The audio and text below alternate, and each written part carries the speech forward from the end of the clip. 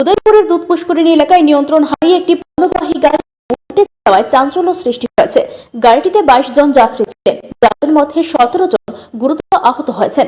আহতদের বর্তমানে চিকিৎসা চলছে গোমতী জেলা হাসপাতালে। প্রত্যক্ষদর্শীদের অভিযোগ, চালকের গাফিলতির কারণে এই দুর্ঘটনা ঘটেছে। উদয়পুর মহকুমা গঙ্গাছড়া থেকে জামজুরির বাজারের দিকে যাচ্ছিল একটি ছোট পণ্যবাহী গাড়ি। শ্রমিকদের কাজে নিয়ে যাওয়ার জন্যই এই গাড়িটি ব্যবহার করা হচ্ছিল।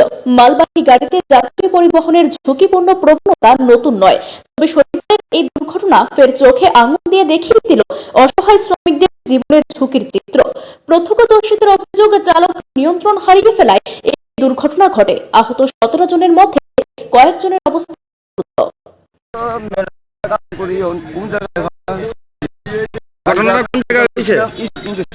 ঘটনা কোন জায়গায় হয়েছে?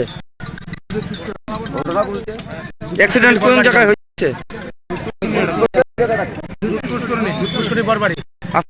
কতজন ছিলেন?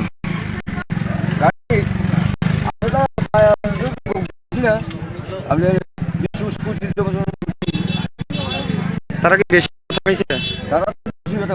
তারা এখন কই?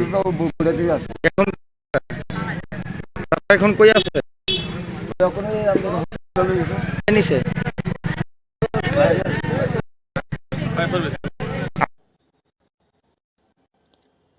গাড়িটা খুব দ্রুত গতিতে চলছিল, হঠাৎ নিয়ন্ত্রণ হারিয়ে উল্টে যায়। চালকের গাফিলতি না থাকলে এই দুর্ঘটনা হতো না।